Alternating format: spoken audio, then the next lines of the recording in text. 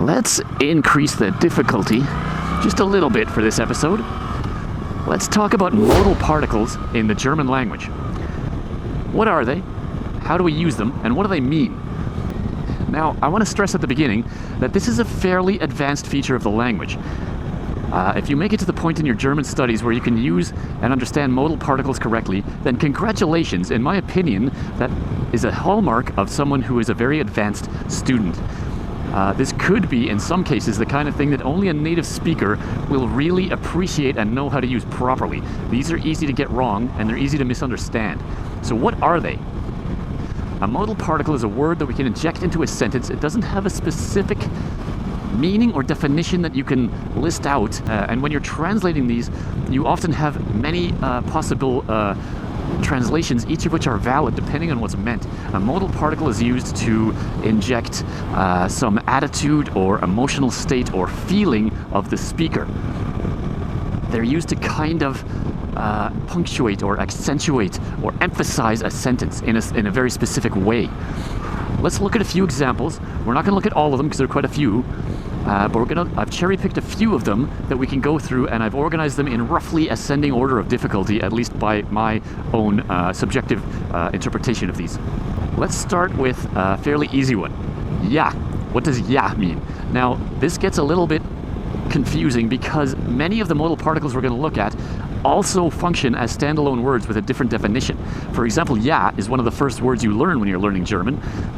It means yes, of course, but when you use it as a modal particle, it's completely unrelated. It happens to have the same spelling and same pronunciation, but it does not share the same meaning. This makes these even just a little bit harder to learn than they normally are. So what does ja mean when we use it as a modal particle? Well, for example, das ist ein schnelles Motorrad. This is a fast motorcycle. Simple statement of fact, no particular stress or emphasis. Great. What happens when we add ja? What does it mean to say, das ist ja ein schnelles Motorrad?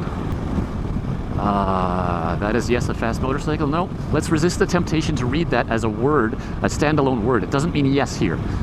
We're stressing or emphasizing. Ja is used to affirm or confirm something. Ja can also be used to express surprise at something.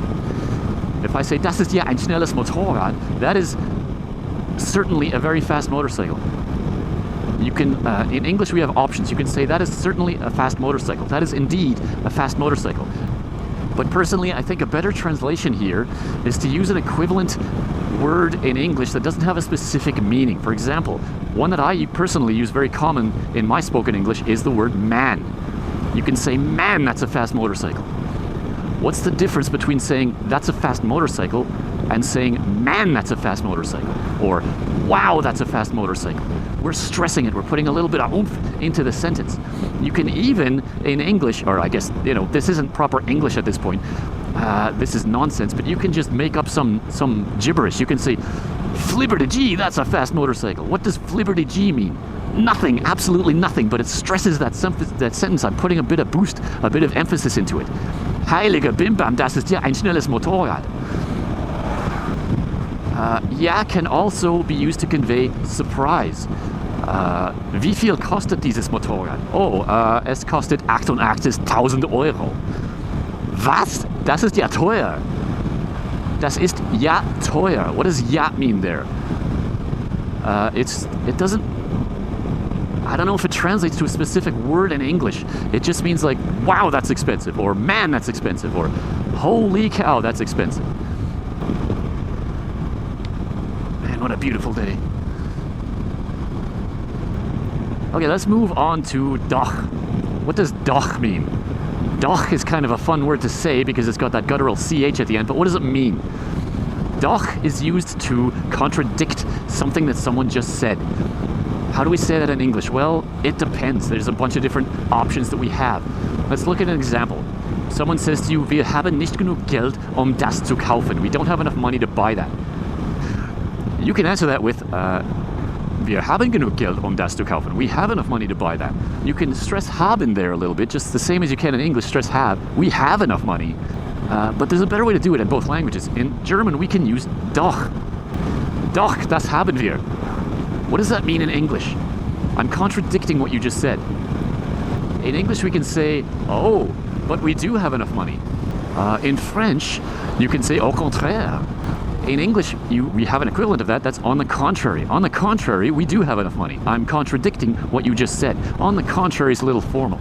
There's another way to say this in English, and that would be to say, oh, but we do have enough money. What does oh mean in that sentence? Nothing. It doesn't mean a specific thing. It's just a noise that we make to set up the fact that I'm contradicting what you just said. Oh, but we do.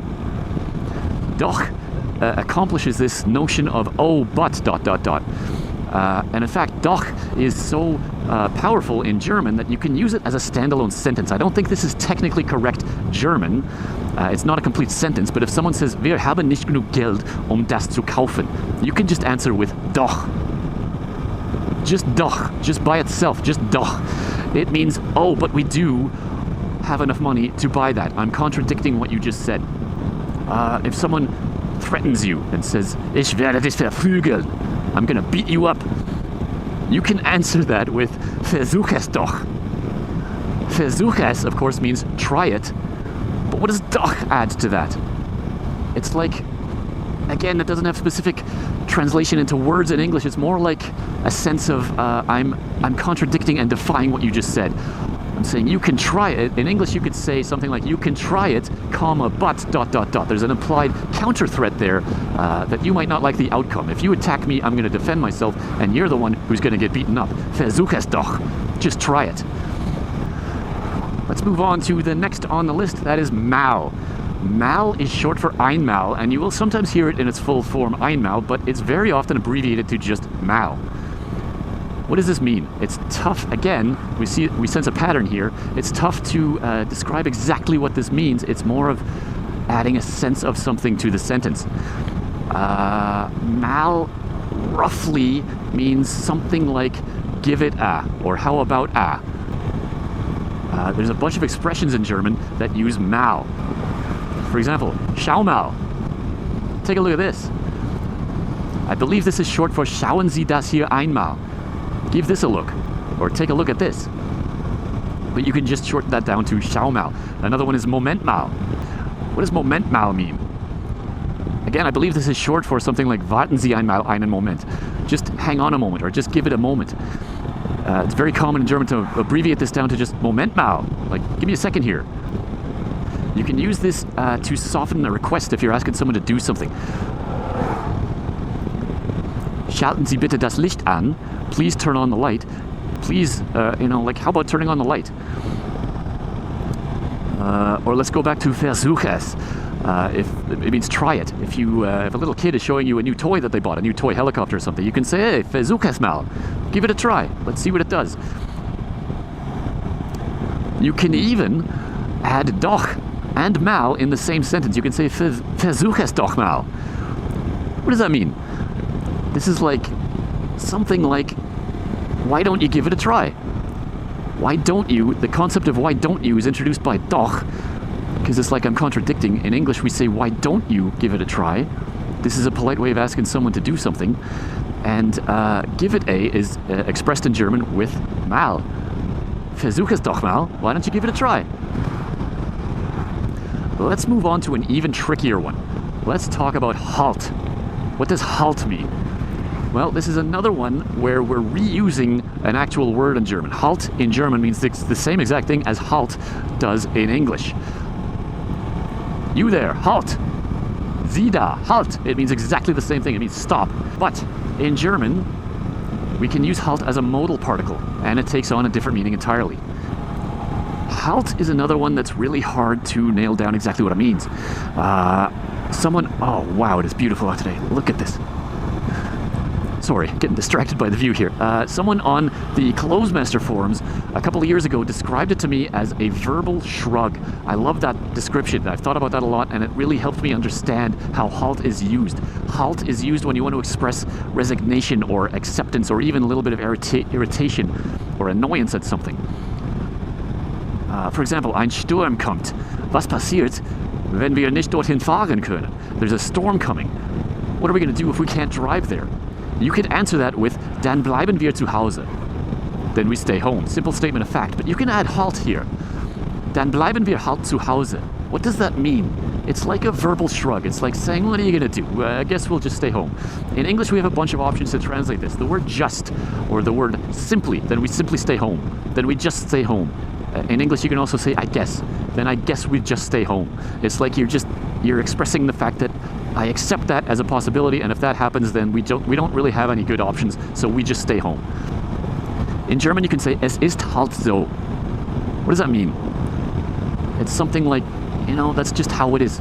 What are you gonna do? It's a verbal shrug. You're just saying like, whatever. It is what it is.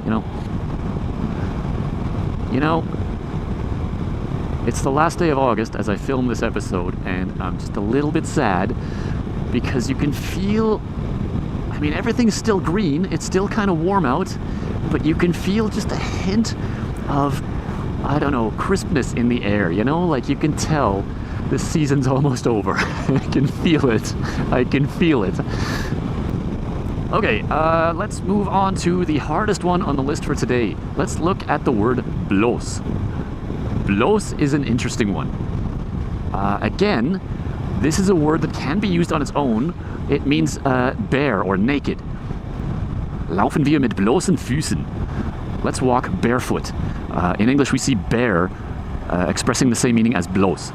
Kannst du das mit bloßen Augen erkennen? Can you see that with the naked eye? In English, we use the word naked to mean like unassisted there, like not literally naked. I guess kind of literally naked, not like, I don't know what that means.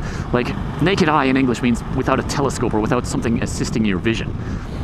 In German, you accomplish that with mit bloßen Augen. Okay, great, but again, bloß can be used as a modal particle, and you have to completely ignore the definition of the word bloß by itself. It's just a coincidence that it's spelled and pronounced the same way. As a modal particle, bloß means something like just or only, but it's a little bit tricky to nail down exactly how it's expressed in a sentence.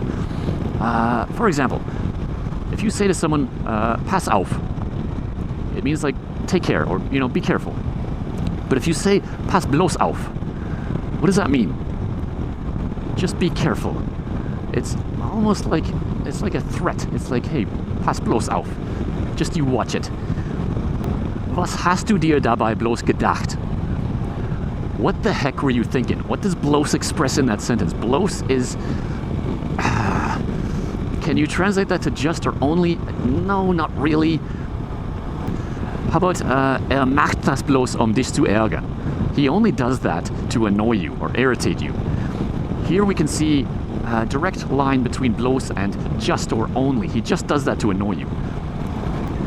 But bloß can add a bit of a oomph, a bit of a stress to the sentence. And exactly how it conveys that is kind of tricky to nail down exactly. This is why I stressed at the top of the episode that all of these are kind of an advanced feature of the language. Oh, mountain goats. Mountain goats. Hello, little goats.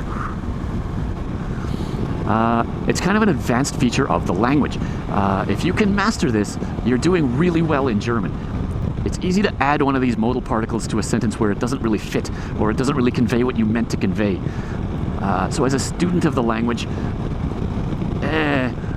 maybe it's safer to avoid these until you've got a better feel of it. I should also point out that some of these are regional. For example, Halt is often considered synonymous with eben, but I get the sense that that's kind of region-specific, and it depends where you are in Germany or in German-speaking countries, whether you should use Halt or whether you should use eben, or whether you should maybe just play it safe and just state your sentence in a more matter-of-fact kind of way. Maybe leave out the modal particles if you haven't really got a feel for them yet, because it's easy to get it wrong. So if you are there in your German language efforts, I salute you. That's a fantastic step forward, and it signifies that you are a fairly advanced student of the language. If you're not there yet, don't feel bad. Some of these are really esoteric and hard to nail down exactly. I've been studying German for years, and even I struggle with these modal particles to this day, because some of them are kind of tricky. So there you go. Hope you enjoyed that one. We will see you next time on Lernen und Fragen.